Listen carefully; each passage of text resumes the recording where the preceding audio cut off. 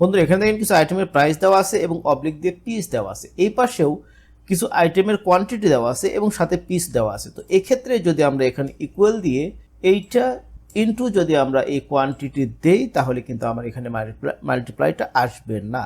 So এখানে ভ্যালুটা error আসবে। তো এই ইরোর ভ্যালু থেকে আমরা কিভাবে এটাকে মাল্টিপ্লাই করব, চলুন সেই জিনিসটা আজকে আমরা দেখি। তো আমরা যেখানে জাস্ট পার্সেন্টেজ টাইপ করব, টাইপ করার পরে আমরা এই যে এই পিসের আগে যে প্রাইসটা দেওয়া আছে এই প্রাইসটা আমরা ম্যানুয়ালি লিখে দেব। এই যে এখানে 5000 এই জিনিসটা ম্যানুয়ালি লিখলাম, দেন ইন্টু দেব, ইন্টু দেওয়ার পর এখানে 12 পিস, সো 12টাকে আমরা ম্যানুয়ালি লিখে দেব। এই জায়গা থেকে এই পর্যন্ত সিলেক্ট করব, দেন এবার কন্ট্রোল ই প্রেস করব। কন্ট্রোল ই প্রেস করলে এখানে দেখেন সবগুলোর আগে পার্সেন্টেজ চলে আসলো এবং এই যে এখানে 1000, এখানে 1000, এখানে 10 পিস, এখানে 10 পিস, এই জিনিসটা কিন্তু পুরোপুরি কপি হয়ে গেল। এবার আমরা এই পুরোটাকে সিলেক্ট করব, সিলেক্ট করার পরে কন্ট্রোল এইচ প্রেস করব। কন্ট্রোল এইচ প্রেস করলে এরকম ডায়লগ বক্স চলে আসবে। এই ডায়লগ বক্স থেকে ফাইন্ড হোয়াটের জায়গাতে আমরা এখানে পার্সেন্টেজ দিব এবং রিপ্লেস উইথের জায়গায় আমরা এখানে জাস্ট ইকুয়াল চিহ্ন দিয়ে দেব।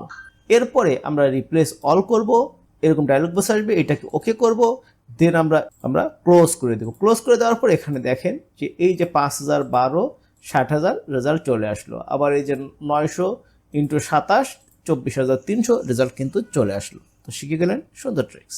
বন্ধুরা এখানে দেখেন কিছু আইডি এবং নেম, এই জিনিসটা একই সাথে একই সেলের ভিতরে দেওয়া আছে। সো আপনাকে এখন এই আইডি আলাদা করতে হবে এবং নেমটাকে আলাদা করতে হবে।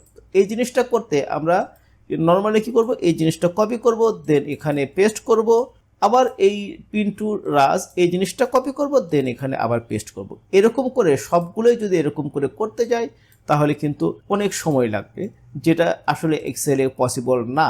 সো আপনারা যদি এই জিনিসটা শর্টকাটে করতে চান তাহলে সেই প্রসেসটা কি করবেন চলুন সেটাই দেখি। তো এই জিনিসটা প্রথমেই আপনারা করবেন কি, এই যে প্রথম যে নামটা আছে এই নামের এই প্রথম আইডিটাকে কপি করলেন, পেস্ট করলেন, দেন এই নামটাকে পুরোটাকে কপি করলেন, এই রুমে এই ঘরে পেস্ট করলেন। পেস্ট করার পরে এবার আর কোনো ঘরে কপি পেস্ট করার দরকার নেই, জাস্ট এইটাকে সিলেক্ট করবেন, দেন কন্ট্রোল ই প্রেস করবেন, তাহলে এখানে আইডিগুলো আলাদা হয়ে যাবে। দেন এই নামটাকে সিলেক্ট করবেন, এই নাম সহ পুরোটাকে সিলেক্ট করবেন, দেন কন্ট্রোল ই প্রেস করবেন, তাহলে এখানে দেখেন এই ঘরে নাম চলে আসলো। এখান থেকে দেখেন আইডি এবং নামটা কিন্তু টোটালি আলাদা হয়ে গেল এবং জাস্ট দুটা ক্লিকের মাধ্যমে।